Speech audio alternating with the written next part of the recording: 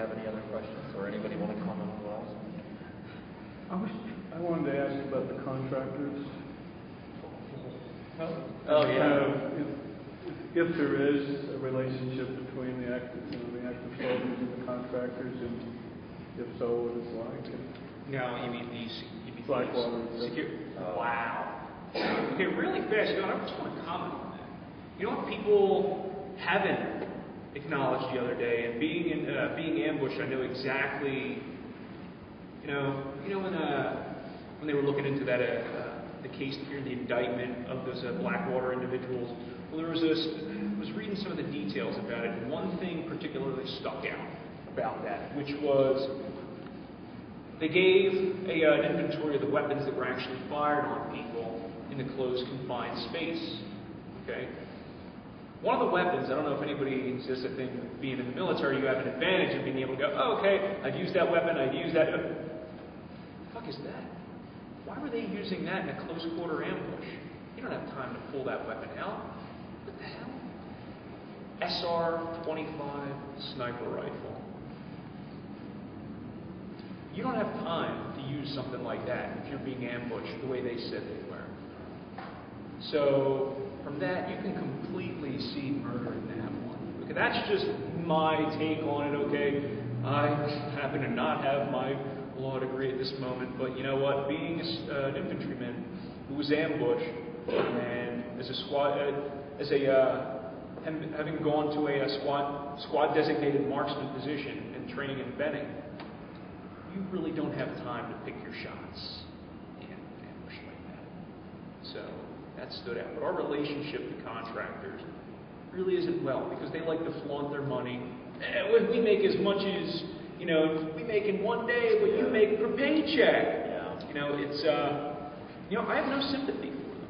I mean, I love them as Americans here, but when you're getting paid to start a fight in somebody else's backyard, they had a word before for contractors called mercenaries. Okay? It's a mercenary, you're a soldier for hire. Essentially, that's what we were too, because I was being bought, but they happened to smack an American flag on my shoulder. But these guys are mercenaries. I love them as citizens here. I love them as my brother and countrymen. But when you're doing that, when you're being an oppressor, making buku bucks in another man's country, I have no hard feelings if something happens to you. I hate to say it. But yeah, they like to be able to flaunt their money. Go, yeah, well, I'm only here a couple months, and this is what I do. I get to be as violent as I want. I don't have to adhere to any conventions because HR 13303 protects me. It's funny, at the pool at the embassy in Baghdad, there's a sign. Now, keep in mind that soldiers can't drink anyway, right?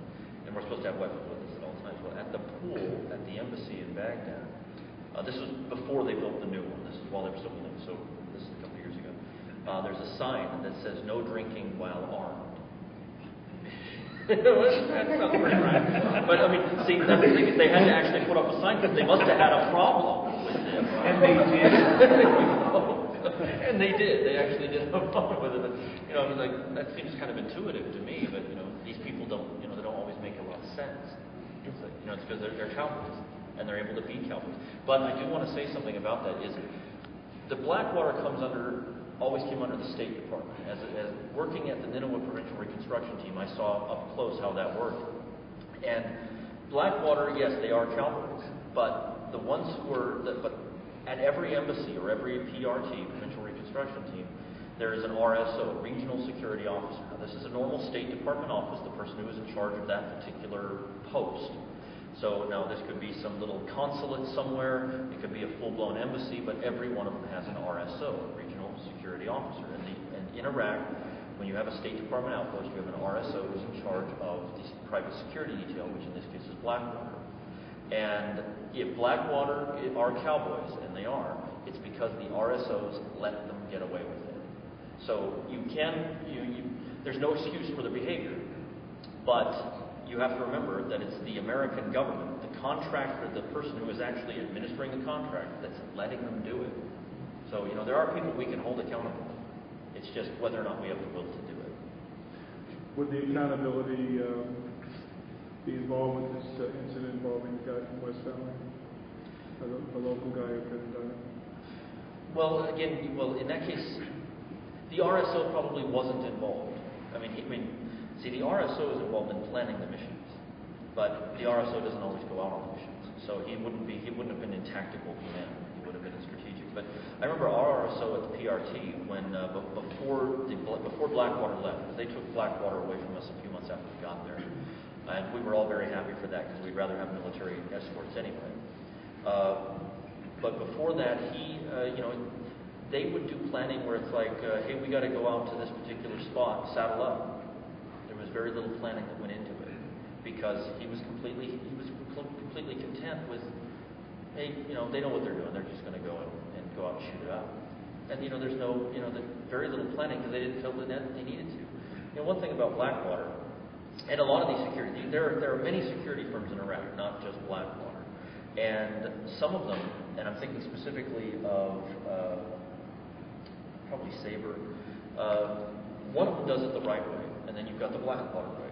Blackwater goes in and they get these shiny, up-armored black Suburbans. You can tell that that's a target, right? They want this thing to be hit.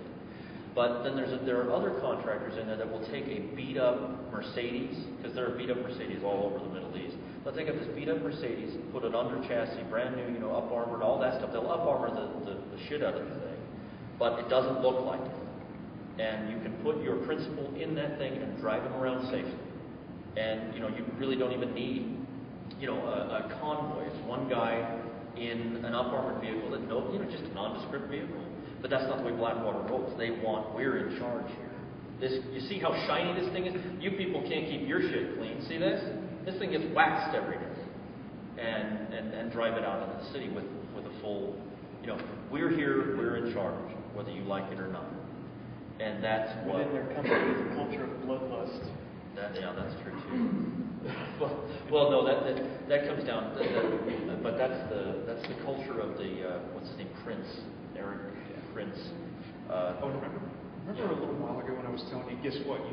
Give it a little bit of time. These guys are just going to change their name. And they did. And they did. Exactly. You just put new veneers on old teeth, and you just business as usual.